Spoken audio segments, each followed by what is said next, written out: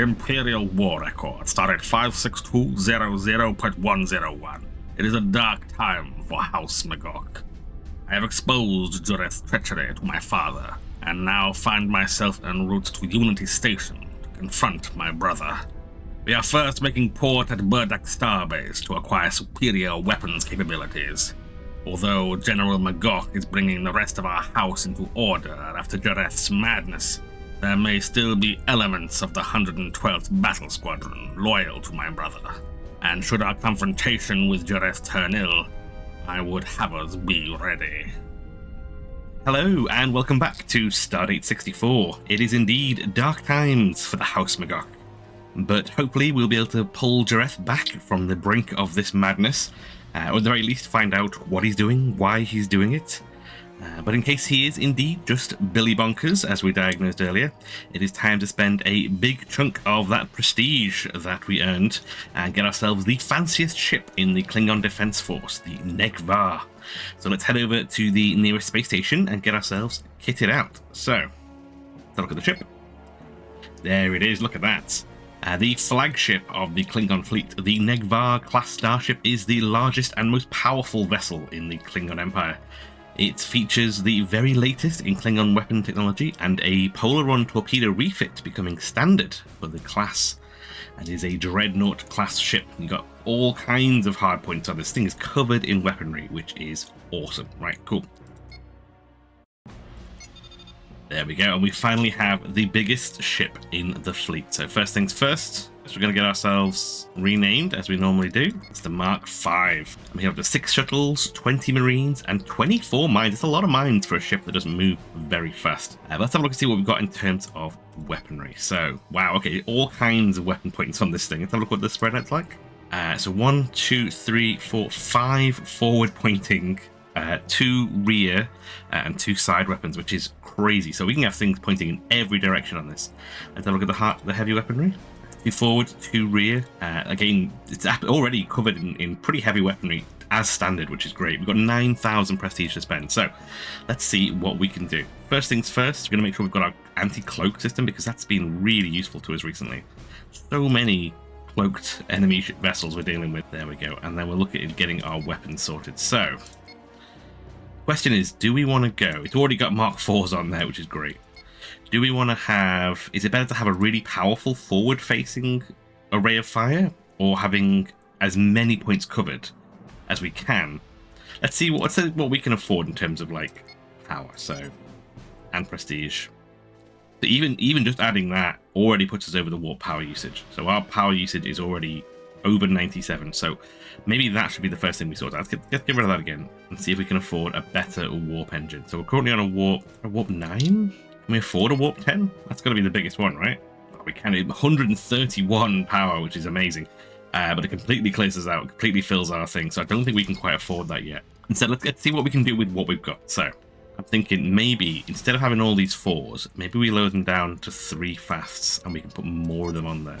Because it's having 5 forward-facing ones is already way more powerful than we've had on any ship before. Because it's not a very fast ship, I'm thinking it's going to be important to make sure that we have all-round coverage. A bit like the D7, when it wasn't that maneuverable, it means that we could still fire at everything that was kind of doing loops around us.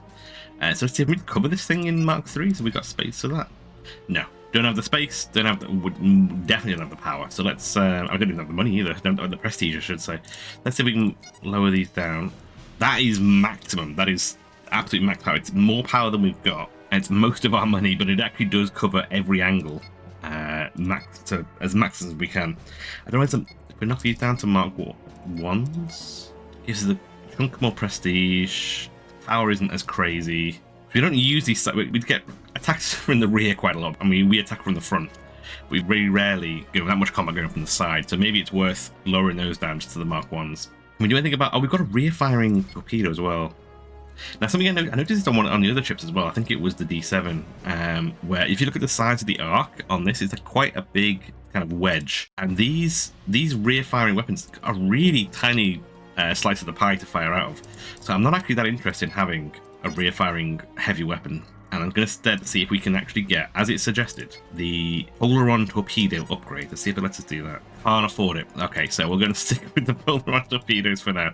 We're going to need a lot more prestige to get this ship up and running. So we've got covered ourselves in every angle of weaponry as much as we can. Can we squeeze that instead into a Mark IV? And then at least we've got something Mark IV, right?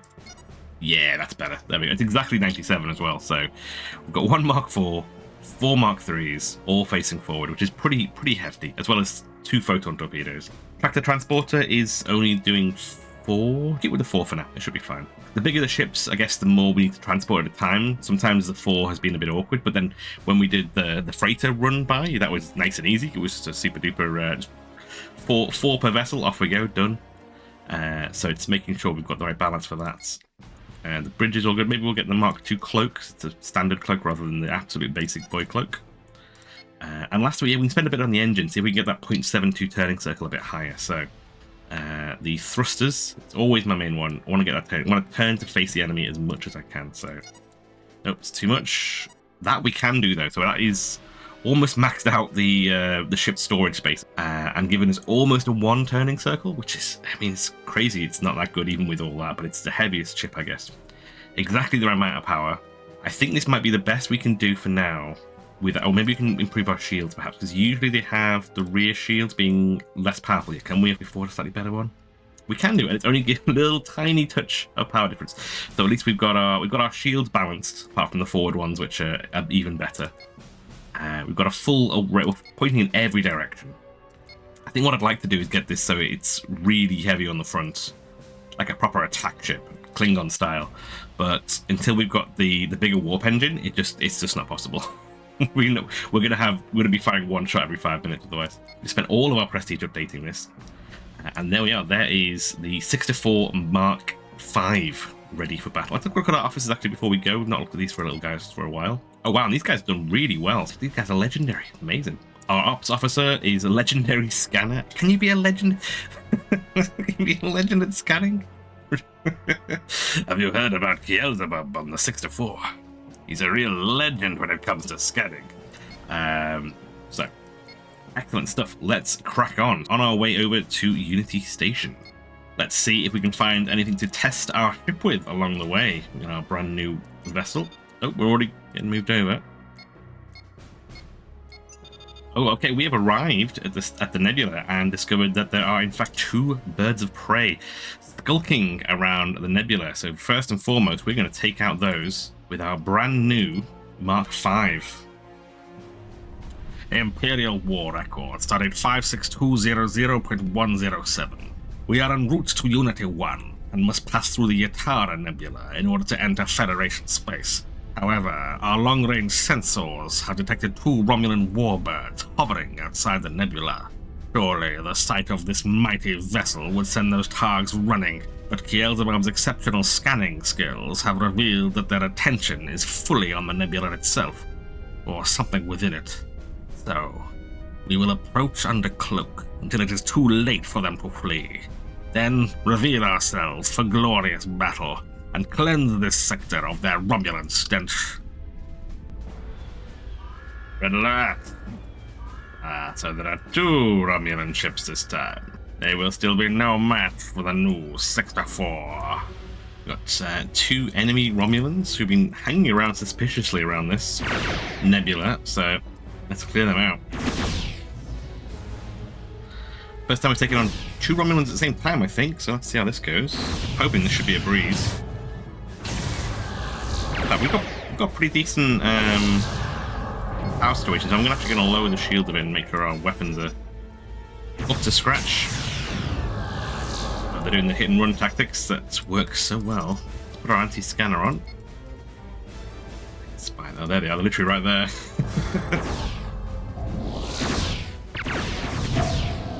See, that's really effective. Having the weapons all round is really helping, which is good. Witness the firepower of this fully operational Negh'Var flagship.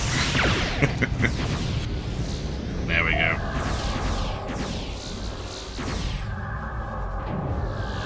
Our shields are holding, so I'm going to put a bit more power into the weapons if I can do. Turn back around. There's one. Oh, these guys are almost done for already. Oh wow, a single pass destroyed. These guys are on the way out. We will show these Romulans daring to venture into Klingon territory.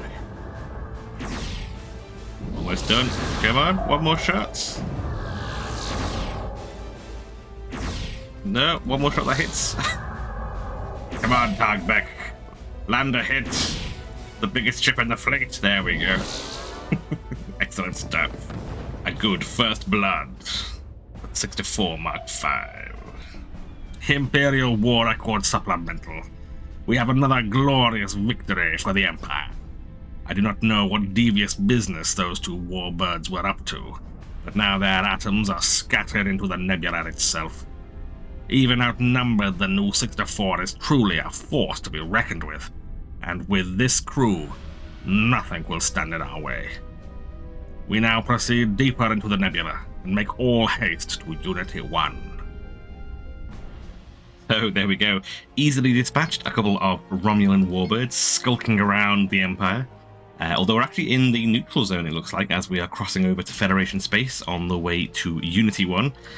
So we're already here. Let's go straight to the mission. Hail the General. Send him our thanks for arranging the use of a Negh'Var vessel. Greetings, son. From our recent conversation at the Pegal system and the data you sent in your transmission 1458 regarding Jareth's activities of late, I can only conclude that he has either become totally consumed by a seductive scheme to grab power, or he has suffered a kind of mental breakdown. Jareth has gone into hiding, but the interrogation of some of his men has revealed that he has plans to be at the inauguration ceremony for Starbase Unity. I want you to be at that ceremony too. Find a way to talk with your brother, then report to me again on his fitness for command. I will not order the death of my own son without some form of confirmation. Very well, Father. I will see it done. We are about to enter the Yatara Nebula en route to Unity 1, and will be out of communications range for some time. We will notify you when we arrive. End transmission. So, Jareth is not stationed at Unity 1, merely there biding his time until the inauguration ceremony. What have you got planned, my brother? Let us get through this nebula and make our way to Unity 1 with all haste. Blah. Go to yellow alert. The solar activity in this section is an excellent opportunity to test our targeting sensors. No sensor contacts at the moment, my lord. Recalibrating in the Zeta range. Very good. Steady at the helm. Maintain course. Sensors at full strength. Make our way through the nebula. There's a ship there, though. Scanners. Detecting new target at 003, Mark 9. Klingon battle cruiser, Feckler class. I see it, officer. Another ship of brainwashed assassins? Perhaps not. My father has told me that he has spoken to the members of our house. Perhaps we should wait and see if they fire first. It is approaching fast, and its shields are up. Got a red alert? Hold your fire. Wait until my command. Greetings, Captain. I have been looking for you. Looking for me? In this remote nebula? Who are you? I am Golar. You might recognize my ship, the Negh'Var. The Negh'Var, a Feckler-class vessel. Assigned to my brother's squadron, if I remember correctly. What has happened to Commander Corand? I am, or rather, I was the first officer of the Negh'Var. I seized control of the Negh'Var after I determined that Corand was insane and no longer fit for command. I could no longer sit in silent rage as he ordered us on mysterious errands. The final straw was when Corand ordered us into Federation space to commandeer a Federation freighter and bring it to Jareth. Interesting, Golar. Jareth directed us on a similar errand. He spoke of outlandish conspiracies and collusion with the Rakeli. Karand, too, spoke as if he was not in complete control of his faculties. Fearing he'd gone mad, I struck. After 3 days of battle aboard the Negh'Var, we gained control of the ship from Karand's faction. Karand disintegrated himself with a disruptor. 3 days of glorious battle. You did what honor dictated, Gola. It's a pity Karand denied himself an honorable death, taking his own life. Indeed. I gleaned from his subspace message logs that you were searching for your brother Jareth, and that Karand was assigned to assassinate you. Your father advised me to simply wait here for you to pass by on your way to the Unity Starbase and give you this information. Your story has remarkable similarities to my own. Jareth has much to answer for. I don't see how he could make such a radical change in his thinking so quickly. I remember that Jareth would preach about the benefits of cooperation with the Federation until the topic became stale. Indeed. Nor was Karand an enemy of the Federation. It is very disturbing. One wonders if there isn't some nefarious force behind all of this. I do not know what is wrong with my brother. But when I rendezvous with him at Unity, I fully intend to find out. Given the fact that his faction is attempting to hunt both of us down, it might be wise to join forces. Agreed. We are stronger together, and more difficult to eliminate. Whatever Jareth has gotten himself into, or whatever has gotten into Jareth, must be exposed. What is this? My crew has reported 4 ships incoming. This does not bode well. Perhaps Jareth has sent more assassins. I see them. Prepare to engage. Red alert. Oh, we're already at red alert. Good. Here they come. They're gonna fire? Yep. There we go. We'll now see if Golar is indeed friend or foe. Indeed. Turns on us in this conflict. I do not think we will be able to take on all of them. Regardless of our numbers, this will be glorious indeed. It will, First Officer. Maybe focus on the fight, though. Less on the speeches. There's 4 of them? Okay, yeah, it's quite a lot. Got our ally with us. And we're so much bigger than all the other ships. An intimidating warship. In fact, they seem to be focusing on our allies, so what I'm going to do is, again, whack all this power to the weapons. You're foolish enough not to target me. We will make you pay for your arrogance. We're in a nebula, so I'm guessing there's no cloaking. There's no triples. Yep. Which means there's also no tractor beam, no beaming. Also, no hitting the target. Like, I know it's a new ship, but come on. 1 down. 3 to go.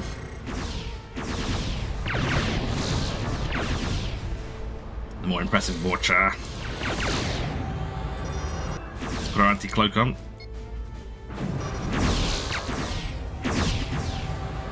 Keep circling around, trying to get all of our weapons firing at the same time. Leave no weapon on fire, that's my policy.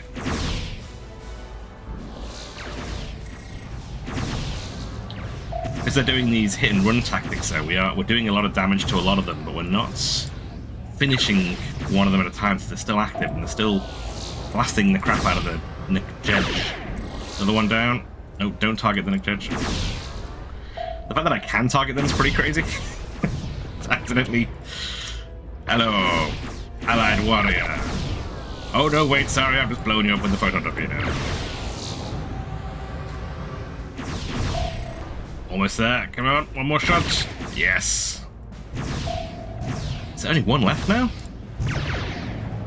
Wow, okay, yeah, this new Negh'Var really has been cutting through the enemy. We've destroyed 2 Romulan warbirds, 3 birds of prey will be, and a watcher. I mean, it's really helped in this particular fight that they've been entirely focused on firing on the Negh'Var. Captain Golar, let's call him that. Let us send you to an honorable death, despite your foolish misgivings about what we are up to. We are trying to save our house and this empire. Jareth can send all his loyal ships against us. It matters not. They will all find themselves burning in the fires of Grethor before long. You fight with much strength, Captain. Indeed. And any doubt in my mind that your intentions were not honorable have been erased, Gola. You fought with valor and honor, and took much of the flak of that fight. The Imperial War Record started 56200.107. We have come across the Imperial warship Negh'Var whilst traversing the Yatara Nebula. Captain Gola, previously the ship's first officer, took command of the ship after his captain ordered them to capture a Federation freighter, a story all too familiar. Whilst Captain Gola regaled us with his tale, we were ambushed by remnants of Jareth's battle group, outnumbered 2-1. But in glorious battle we slew our enemies together. It is good to have another warrior by our side in this fight. The Nak'Jej signals that they are ready to depart, my lord. Your father sends word that he is pleased we have successfully made contact with Captain Golar. Very good. Advise him we are making our way to Unity 1.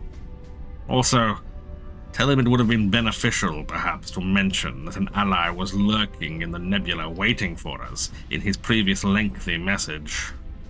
There we go. The fate of Unity 1 may rest in your hands, Captain. Resupply as quickly as you can and report to Sector 1716. So we have made an ally in our fight against the madness of Jareth, and now have made our way through the nebula and can head straight to Unity 1 to try and confront our brother.